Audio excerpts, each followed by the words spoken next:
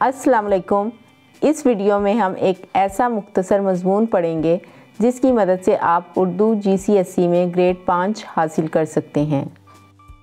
اردو مضمون: میرا شہر روچڈیل۔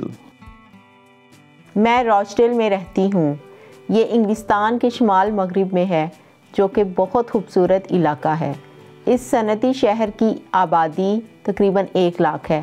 پہلے یہاں صرف انگریز رہتے تھے، مگر اب مختلف ملکوں سے آئے ہوئے لوگ بھی آباد ہو گئے ہیں۔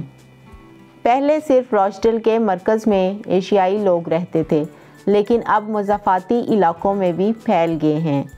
میرے خیال میں مستقبل میں روچڈیل بھی لندن اور برمنگھم کی طرح کثیر القومی شہر بن جائے گا۔